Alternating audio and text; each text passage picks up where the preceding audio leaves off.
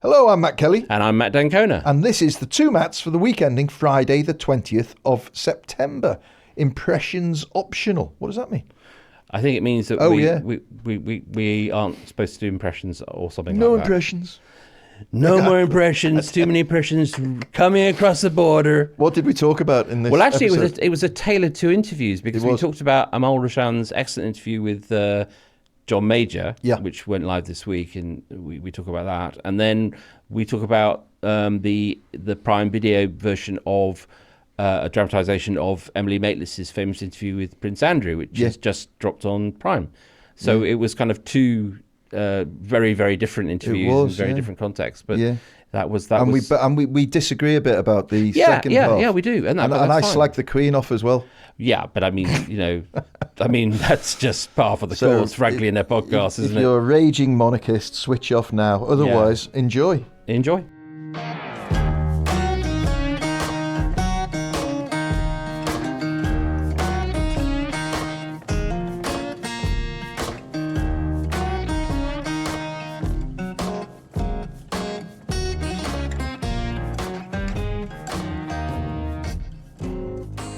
So, Matt, a brilliant interview, I thought, with Amol, Rajan and John Major. It's interesting, isn't it? Once in a while, there's an interview that is just kind of a total standout, and this was one of them. And Amol was in great form, and John Major was in great form. Shall we have a quick clip? I don't see the great advantages that were going to come from Brexit having come yet, and I don't see any likelihood that they're suddenly going to magically appear in the future. Why do people not look at the practical example, the practical effect that we are poorer? And that is not some statistic. Being poorer means taxes are higher, expenditure on public services are lower. That's actually what it means. And that is what has actually happened because of the false promises of Brexit. People said we were going to get our sovereignty back. Well, up to a point, that's true. We now have sovereignty to be poorer. I mean, that is a killer line. He goes on to say, we have sovereignty to be less influential, which is exactly the point. I've seen Major's obviously spoken about this from time to time. Yes, but I've never seen him with this level of anger, controlled anger. It was fascinating, very clear, actually, because he's often polite to the point of meaninglessness, but this was not that. No. It was, he obviously had some stuff he wanted to get off his chest. Interesting, he said at the start when he was asked by Amol, why have you agreed to do it? I think it was the notional anniversary of him being in the Tory party for 65 years or something. He's 81, by the way. That's amazing. Same age as Biden. Fantastic. Amazing. And, but he then said, which I thought was telling, he said, I wanted to do a long form interview. Yeah. And, 3 cheers to that. Yeah. And I don't blame him. He said, I don't like soundbite interviews. I wanted to, and he did, and it's I would urge, we'll put the link in the show notes. Yeah, definitely. It really is. I mean, he talks about a number of topics, but the one that we both latched onto was what that clip was at the heart of, which was the absolute failure of Brexit, and the way he talks about it for 3 or 4 minutes, it just brings so much clarity to what is clearly a complete and utter unmitigated failure, and why nobody can or will talk about it, and why it's going to be so bloody hard to rectify it at any point in the future, because the Brexiteers did such a great job at screwing our relationship with our European neighbours. Yes, no, very much so. I mean, it's an interesting, his perspectives are fascinating because one of the things that impressed me hugely about the way that he framed the interview was that he wanted to look forward. Yeah. He didn't want to look back and just be relitigating his past and what had happened after he left Number 10. But he did nonetheless. Listening to him made me realise how long a process this was. That he was in the Thatcher government, and then she did her Bruges speech in 1988, which famously sort of started the whole sort of Eurosceptic movement, I guess, and went against the spirit of the Single European Act, which was one of the great founding documents of the single market, which he'd been a great proponent of. And then when he became Prime Minister in 1990, he desperately sought to kind of forge a compromise in the Conservative Party over Europe. and partly by the opt-outs from the Maastricht Treaty. And then it all went horribly south. He joined the ERM when he was Chancellor. Then we crashed out. And it reminded me, actually, because I was there. I was there working for the Times, and I went along in '94. Norman Lamont, who'd recently been sacked as his Chancellor, gave this speech, which at the time seemed like a complete outlier, which was maybe it's time for us to think about leaving the European Union. And in the same year, '94, James Goldsmith founded the Referendum Party. And again, it seemed a vanity project, which I guess it was. But it was the beginning of everything that then followed. And it shows you that things that seem implausible and completely fringe can, over a period of time, come right to the centre. And I think that, it is a tragedy that in the years that followed his departure from the political scene, he stopped being an MP in 2001 for Huntingdon. In fact, he's been out of number 10 longer than he was an MP. Yeah. Everything that's happened has been completely hostile to his way of doing things. I mean, he did say, and there's a measure of truth in it, that the coalition government had some of the DNA that he believes in, the sort of one nation Toryism and everything. But he was clearly, and you can understand why, deeply depressed by and angry with the generation of Conservatives that followed and the danger and the damage they did. It's interesting. John T. Bloom in the New European this week, in reaction to this interview, started off by saying that he actually held John Major partly culpable for a lot of the damage of what unfolded and became Brexit, because John T. said Major had a chance to deal with the bastards, as they were called, and didn't, and compromised and fudged and tried to find a way through, which when really, looking back with 2020 hindsight, it was clear that there was no compromise that was going to keep those guys happy. No, I think that's right. I mean, obviously, Major comes from a tradition of compromises, the Tory party. I mean, his great political hero was a guy people really forget now, Ian MacLeod, who was Chancellor for only a month because he died after a month in the Treasury, and he'd edited The Spectator, and he was a great orator. And that tradition of one nation Toryism, as we've often said, is now gone. But I think that Major believed that there was a way of sort of keeping the party united, and there just wasn't. He resigned the leadership of the Tory party while he was in number 10 in 1995, and John Redwood stood against him, and he won, but it was a terrible blow to his sort of authority. But I thought, I mean, I don't know what you thought, but I thought what was impressive about him was that they was 81. He has many reasons to be bitter about the party that let him down and where it's ended. But he was very optimistic about the younger generation. Yes. And although, I wish he hadn't said 10 years for when we might apply to rejoin. He did say that. He did say that. Likewise. I had a kind of heart uplifting moment, and then it came crashing down with his next sentences, because what he said was, which is absolutely true, that the younger generations of people who voted in the referendum, the younger generations voted overwhelmingly against Brexit and overwhelmingly in support of Remain. And of course, Parliament will soon start filling up with precisely those people. So you will get a new wave of politicians in the next 10 years or who are overwhelmingly supportive of Remain.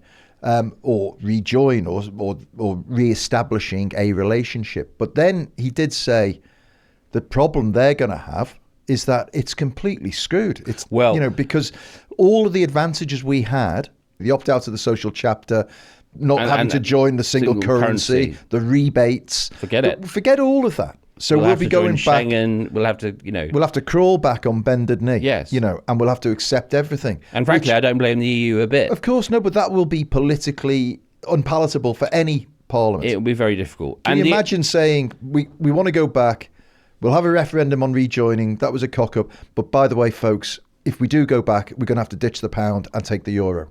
I mean, often I don't like it when politicians always see things entirely in terms of economics. But actually, this was a masterclass, because he said one thing which I just thought, wow, that's so simple, but no one has quite pointed it out, which is, he said, if we hadn't left the EU, we wouldn't be staring down the barrel of considerable tax rises and spending cuts in the October budget. And I thought, that is brilliant, because actually he's absolutely right. Yeah. That if the economy had maintained its position within the EU bloc, many other things might have happened, and Ukraine would have caused all sorts of economic problems, and of course COVID, poleaxed the economy for a while. But the fact remains, he's right, that the EU, being a member of the EU, would have helped us to recover faster, and we wouldn't be in this insane situation where a newly elected Labour government is going to have to enact, or it believes it has to enact, a budget that's going to be painful on any number of fronts. Now, we've talked about that separate conversation, but I thought that was a very, very, I mean, that's where statesmanship kicks in, I think, is that someone like him, he had a really hard time as Prime Minister. It did him great personal damage, I think. And looking back, the media were very cruel to him.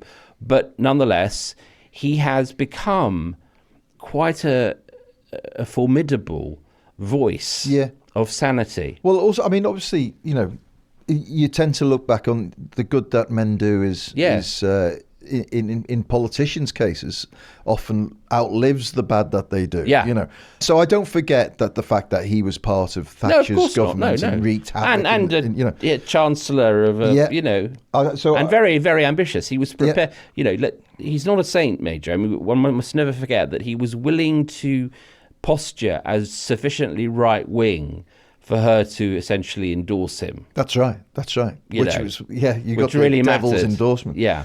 But nevertheless, it's impossible not to look at him now and listen to him talking about Rwanda, about un-British. Love it. Un-British. Love it. And dare I say, in a secular society, un-Christian. Yeah. And fair point. If that's where you're coming from, talking about, say it. Modern day transportation of treating people like we treated criminals 300 years ago. Absolutely right. And talking about the state of the far right and Nigel Farage, he said, why would you want to accept Nigel Farage into the Conservative Party? The guy's been spouting hatred about the Tory Party for years. And he has that sort of long-term perspective, which I think is so useful. And he's had the freedom, the ability to really reflect and talk about things in a way that sort of looks over decades rather than tweets, if you like. That's right. And these people are precious, actually. It really drove home to me how lucky we are to have a few really world-class statesmen still around. But one would think that with the examples of, and you can think back to people like Neil Kinnock or Michael Heseltine. You got Major, Chris Patton, all lions now of a stage that's emptied.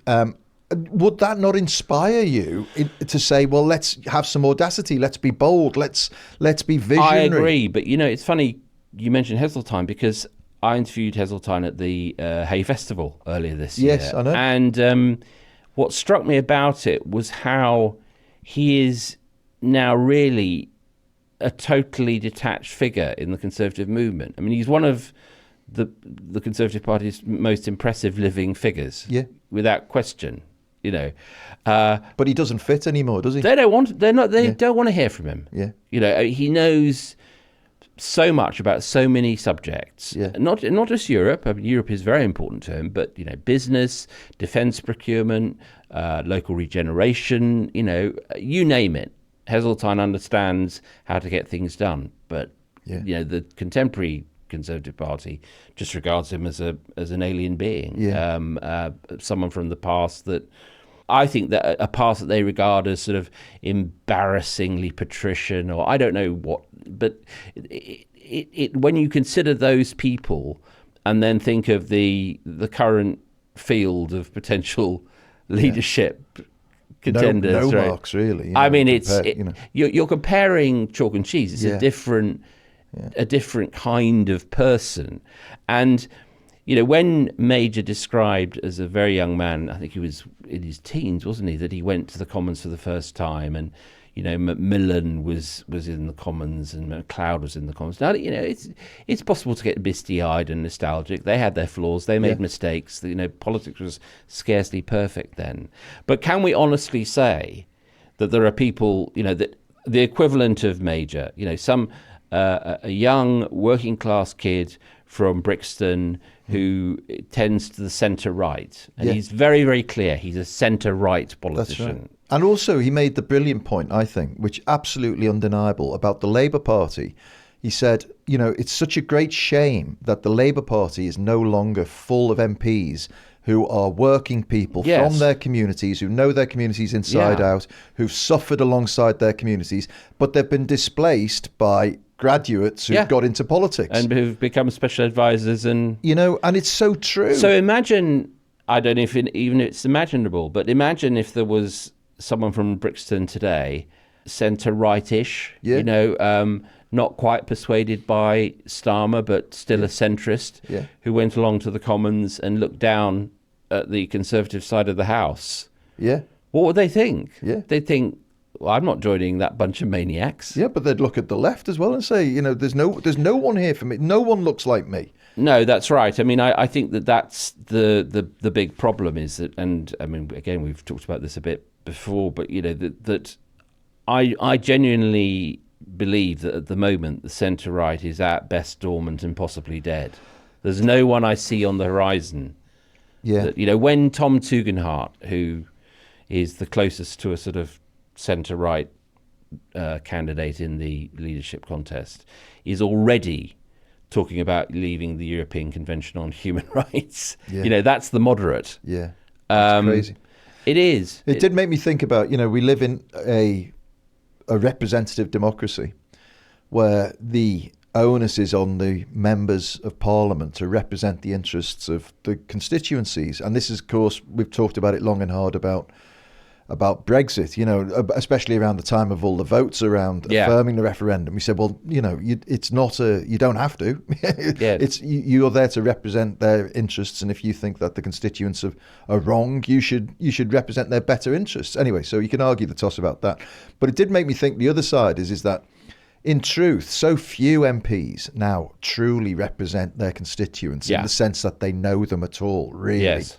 They might have their constituency officers and they might sort out the problems with the council and this, that and the other, but they're not of those constituencies. No. And I think that is a real fundamental problem. Yeah. Because that breeds a sense of misrepresentation, or non-representation. Does. And he made a very good related point, which is that all this stuff about democracy being on trial is not just a slogan. Yeah. The problem at the moment is that democracy is not speaking to people in a way. I do think it did, actually. Do you know what I thought, Matt? I thought there should be, and this is probably totally impractical and wrong, but there should be a rule where your MP should have been born in the place you're representing. There has to be something like that, I think, because at the moment we live in a nation of carpetbaggers. Totally, and also I think that it's always said, we can't have PR because of the constituency link, and I believe in the constituency link, and I think it's really important. But it means less and less, and there are exceptional constituency MPs. There really are out there, and you know who they are. But I think that what he was talking about is absolutely spot on, which is that democracy as an abstraction is meaningless. What democracy, if it is to maintain its hold upon the imagination of the free world, it has to be seen as something that it's the connective tissue between these guys up on the screen and these guys shouting at each other in the Commons and these guys on social media and these guys on TV and radio, and what actually happens in your life. Yes. And I think that rupture is actually terrifying. Yeah. Because it has opened the door to a form of right-wing populism that has nothing to do with democracy, although it praises it in aid all the time, and has everything to do with gestures and blame and hatred and all the things we're familiar with. And actually, there's a sort of potential global tragedy in this, because democracy at its best is still a fine thing. Yeah. But we are not witnessing that. Amol made a point, and I thought, well, you're wrong in the question. The premise of your question is wrong. He said to John Major, he said, democracies are under threat. And there's no doubt about that there are more autocracies in the world. But then Amol went on to use the example of the AfD in Germany or Milu in Argentina. He said, and he said overwhelmingly, these people are finding their support base in young people. Yes. And Amol was suggesting that was an example of young people becoming disillusioned with democracy. Right. And I thought, well, that's not right. It's just that young people are becoming disillusioned with the establishment, and that they're looking for antagonists to shake up the establishment. That's a brilliant way of framing it, actually, because what you put your finger on it, which is that people have now confuse the establishment with democracy. They don't see democracy as a potentially countercultural force, which is, we can have our own say. Yeah. They see it as a means of a kind of subversion, a means of getting their own back. Because I think that one of the things that authoritarian regimes are very good at cultivating is a sense of retribution and vengeance. Yeah, yeah. The most horrible emotions that you can possibly have in a polity, really. Yeah. And, it is interesting and unsettling to hear a voice. Amol and Major were down at the Oval. It was nice, and there was a kind of exquisite sanity to the whole exercise. There were two people of different generations, one a very distinguished journalist, one a former prime minister full of wisdom, talking about the world. Yeah. And it's again, to recommend it, it's well worth listening to the whole thing. It was, just that. I think what struck both of us when we, was how unusual it was. Yeah, that's right. I mean, it was bookended with a phrase. Amol, I think, introduced the piece by saying, you said you wanted a country at ease with itself. And then he asked, at the very last question, he asked John Major, he said, what do you hope for in the future for yourself? And he said, I'd like to live long enough to see my country at ease with itself. And I just thought, that is, we are in a nation that has been chronically battering itself like a punchbag. Yes. For the last 20, 30 years, really.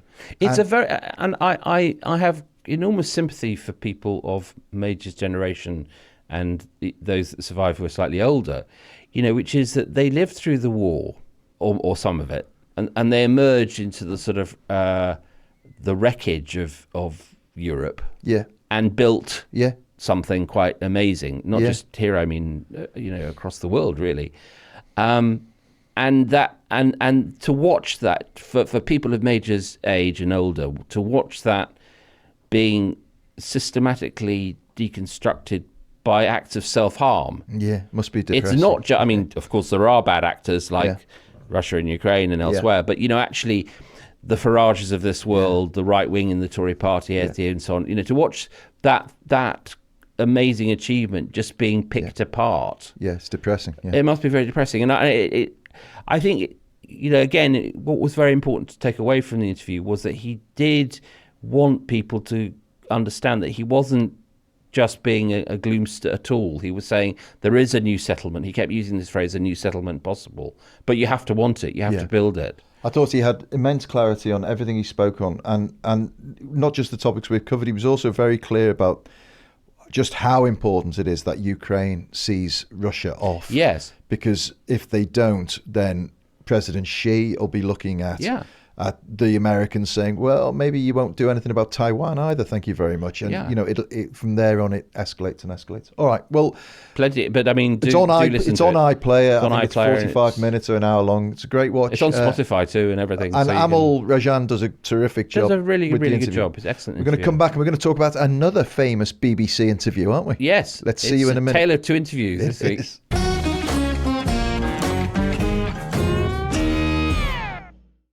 Okay, so a very royal scandal. Yes, which launched this week on Prime Video after a lot of hoopla and discussion before. And for those who haven't heard any of this, it is the second telling this year in dramatization form of Emily Maitlis's now famous interview with Prince Andrew, which kind of really did for Andrew over his connection with the late Jeffrey Epstein and sex trafficking, and specifically the Virginia Giuffre, who was 17, she says, when she met him, and claims to have had sex with him 3 times. And then there was a rape allegation, and it was settled out of court for apparently about 12 million quid paid for by the Queen. Incredibly ugly. But the interview itself was electric and hard won. And the dramatization, which has Ruth Wilson as Emily Maitlis and Michael Sheen, of course, as Prince Andrew, and Joanna Scanlon as Amanda Thirsk, the Prince's private secretary. I really enjoyed it. Now, Tommy, I think you had a couple of reservations. I thought there was a great story there, and the consequence of this great interview. The great story, which became clear to me, was from the other side, which was the Queen's private secretary. Is it Alexander Young, is it? Or Edward Young. Edward Young. Sir Edward Young. Alex Jennings. Right, thank you. And I thought his perspective, and also Beatrice and Eugenie and Sarah Ferguson, and this amazing performance by Michael Sheen as Prince Andrew. I thought that was the story. And every time they cut to Emily sort of bustling about, I got tired of it. Emily is a friend of mine, so I'm biased. But what I would say in her defence was that I think that the first version, which was called Scoop, and based on Sam McAllister, where Emily was a very marginal character. Well, not just that, but she was played by Gillian Anderson as a sort of remote ice queen. Yeah, that's right. And I think that, and I mean, we both admired Emily's McTaggart lecture in 22. I think that what it captured was the fact that she does actually think very deeply about what journalism is and what its job is. And the thing about this particular interview was that obviously it was an amazing scoop. That was, we're all journalists, we want a scoop. But I think what became clear, even as they were filming, was the scale of it. That this was about, I wrote in this week's European, that there were kind of symmetries, at least, with the Frost-Nixon interviews, the famous interviews from 77, because this was about power and institutions, but it was also, because this is now, about Me Too. And the fact that really there was no way for Andrew not to say something. That's right. But this is my point, though, that was the story. But the more that we had spent time in the sort of Newsnight backroom process, and then worrying about there was the bizarre. One of the big fundamental problems that both of those series has had is that the actual interview is far more compelling than either of the dramatization versions of it, and the dramatization, where they dropped in the fact that actually the 2 most memorable moments of that whole interview, the visit to the pizza place in Woking and I Don't Sweat, so that can't be true, were add-ons, were things that they'd either not asked or forgotten to ask, and then that Prince Andrew actually after the event insisted on them going back and doing it again. And also that in the pre-discussion, because they'd met Andrew and his team to talk about it, he very, I think, malevolently asked them if any of them had any reason to be biased about this, which was a clear dig at the fact that Emily Maitlis has suffered for many years from a stalker in the most horrific way. Who's in jail now, isn't he? I believe so, but he keeps getting out and so on. So, I suppose I take slight issue with you in the sense that I do think that one of the problems with journalism at the moment is that it's very easy for journalists to get up their own arses and just talk about media all the time, and that's not interesting. But at the same time, actually, to talk about or dramatize or think about what it is we do, why, and what our job is. These are not questions we necessarily thought about all that deeply. Yeah. But we have to now, because the digital revolution has completely fragmented that world. I mean, Emily Maitlis and Lewis Goodall and John Sopel have gone off to great success in their own outfit at the newsagents. As plugged at the end of this series. As plugged at the end of the series. No, yeah, absolutely. But fair enough. But I think what's interesting about it is that what it is that we do and why, and what are the new rules? Yeah. Was it fair to destroy Andrew? I mean, I think he destroyed himself personally. Yeah. But the new rules of the game, and particularly the way that Me Too was and remains, a rocket through the culture. Yeah. And of course, Epstein is the sort of absent. There's one scene with him in it. That's right. Well, also, I thought the other characters who were absent and who would have been really fascinating, but were obviously alluded to, Prince Charles, now King Charles, but also predominantly the Queen, who this proxy for the Queen kept coming and saying, the Queen has never been more upset. She's in shock, they say at one point. But that would have been... It was that dynamic I thought was really interesting, especially at the very end. And I thought the end was quite astonishing, actually, because the end scene where this courtier representing the Queen comes and tells Andrew... Spoiler alert. Yes, sorry. Well... I think it's not really a spoiler alert, is it? But...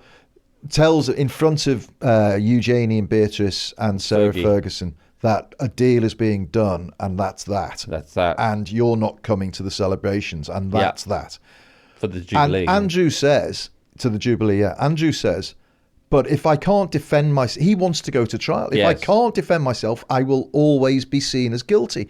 And it kind of, maybe deliberately, it kind of left Andrew and the culpability as a question, rather than, you've clearly done something very bad to this woman.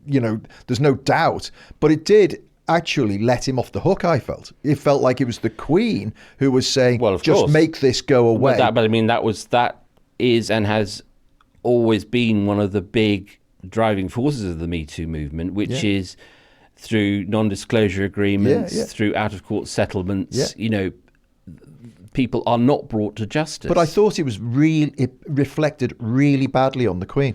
Yeah, because, well, I mean, look... Because whoever was advising her, I'm sure Charles is in there in the middle of it, I don't but she wanted it to go away. I think that, one of the... and we must await whoever is given the official biography to write. There's very... I know there's a very sort of, aggressive battle to get that plum post, and it'll be several volumes, no doubt. But her attitude to Andrew was a great weakness. That she and Prince Philip were very tough on Prince, now King Charles.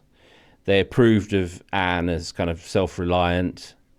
Edward, I think, was just regarded as off in a world of his own. It's a knockout. But Andrew was her kind of favourite, and she was willing to stump up apparently 12 million quid to make this go away, but against Andrew's wishes. Yes, but that's what is unknown. That's unknown. All right, but we don't know that. But that's what this made. I think it's fairly well sourced that's the case. But then let me just take the most unpopular position in the planet and say, isn't that really unfair to Andrew? If he wants his day in court and he was denied it because the Queen wanted it to go away. Or as Biden would say, here's the deal. Royalty is so irrational and illogical that fairness doesn't even get within 100 yards of it. The problem was, and I suppose this is where the Queen's forking out of 12 million, it doesn't exactly... It makes sense in terms of the internal logic of the royal family, shall we say, was that, of course, he couldn't go to court. In their terms. I mean, I'm not talking here about him as a human being or as someone accused of this dreadful crime. Because of the firm, the damage. The idea that the second son of the Queen, at that point, the most famous head of state in the world, would be literally in the dock in wherever I can't remember if it was Florida or New York, but anyway, one of the New York jurisdictions. that couldn't. I mean, the part of her that was not sentimental, but was merely the daughter of George VI, who had saved the monarchy when Edward VIII abdicated, and she never lost that sense of the fragility. Remember the Week of Diana and so on. Was like, this cannot happen, and it's one of the sort of fatal flaws, isn't it? Well, I find that utterly reprehensible. It's sort of beyond reprehensible, isn't it? It's saying that they are beyond the law. Well, it's structural injustice. It's saying nothing is more important than the image of the institution. But up to and including the justice that woman, Virginia Roberts, was demanding and needed. And the show, the dramatization, ends with the quite clever, because for the first time you see his real face. It's Andrew's real face. I thought that was very prior powerful. to that, they've always used Michael Sheen's Macked On. Ironically, because Andrew says the whole thing's a Photoshop, probably, doesn't it? Yes. So, anyway, but you end up with her and a sort of yes, it was powerful, but I did feel like it was a sort of final sop to bring it back. Oh yes, this is all about the victim. But in the telling of the story, they left her in as much doubt as to the veracity of what she was saying as they did about what Andrew was saying. Yes. There was no conclusion. And actually, I thought, if you followed its logical conclusion, you would have to say at the end of that, well, I don't know whether what she was saying was true. Well, you see, it's a fascinating point about when you try and dramatize a real event. Yeah. You are always up against this, what do we leave out, what do we keep in? So, Oppenheimer, which you may know I quite liked. Yeah, did you? Have you seen Oppenheimer? Yeah, I've seen it. Caught a lot of flack for not including Hiroshima and Nagasaki. Yeah. There's always this question about which bits you can't be maximalist. You can't have everything. Yeah. But you're right. There is another, and I'm sure it'll happen. There's another drama to be done, isn't there? On her, definitely, and her experience. And by the way, I mean, this is a slight tangent, but it's an important one. I still think the Epstein Island story is at some point going to blow into one of the biggest stories, the stratosphere, that there has ever been. There's a black book, which there is a black book. There is a list of people. Do you remember the other day Trump saying, "I didn't go to the island, fortunately," and I thought that is a very Bill's jet was full, unusually candid remark, right? And obviously, the most horrendous things happened there, and a lot of very famous people went there. Yeah. And at some point, that is all going to tumble out into the public domain. Do you think, I mean, let's just, while we're sort of skirting around the edges of conspiracies, do you believe that Epstein died of natural causes or suicide? Well, or I'm not a natural conspiracist, but I have to say that it was slightly fell down the stairs, cutting himself shaving, kind of. It's one of those situations. I mean, the number of things, the cameras being off and him being able to construct this very helpful noose. I don't know. All too convenient. But it was a bit too convenient. Yeah. And he obviously had, I mean, again, I think anyone who's interested in Epstein, the best thing I've ever read on Epstein is in Michael Wolff's book, a collection of essays, Too Famous. Yes. Who we had on the show. I've read it, yeah. It's good, isn't Very it? good. And there are a series of chapters about Epstein, including an unbelievable scene where Epstein, is being coached on media technique by Steve Bannon. That's right. Because Michael Wolff was just wandering in and out of his place. That's Michael's genius. Yeah. He just He's almost a burglar, basically. He just seems to be He's able a burglar to with wander in and out of places, and but I think the Epstein's we're this is a tangent, but it's not. But it isn't really, because I think that actually at the heart of this exchange, which was in this drama framed as an exchange between journalism and the royal family, there is also there's a tributary, which is more than a tributary, a raging river, of what exactly was Epstein. Where did he get his money from, and what on earth went on in that terrible hellscape of an island. And clearly that story is not been told. No, amazing. It's amazing. Right, well, on that anyway, note, so I would, I mean, even with those caveats, I think it's definitely worth watching. Recommend people definitely to watch worth watching. Yeah, I mean, one other minor irritant is that I know Emily's got a distinctive voice, but she didn't speak that slowly. I mean, I don't know. I thought Ruth Wilson nailed it, actually. Oh, do you? I thought it was like one of our impressions. You sort of knew who she was doing, but it wasn't great. We get increasing flack for our impressions. Do we? Yeah. What's going on? Well, mainly the chairman of the New European, Gavin O'Reilly, keeps saying that they're telling anybody who'll listen, the podcast's great, but the impressions are awful. I think that's... much as I love Gavin, slanderous. Absolutely wrong. Absolutely wrong. Some say Gavin totally O'Reilly. wrong. Idiot. I didn't call him that. Absolute fool. Some people are calling him that. I didn't call him that.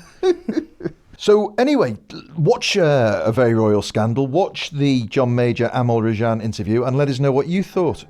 Get in your questions, any feedback for our Sunday Q&A to the 2 Matts. That's the number 2, MATTS, at tnepublishing.com. Or you can leave a comment on Spotify or YouTube. Don't forget our new subscription offer. Go to the neweuropean.co.uk/2Matts. There's a link in the show notes. Thanks to producer Matt Hill at Rethink Audio. And until Sunday, it's goodbye from me. It's goodbye from him. Goodbye.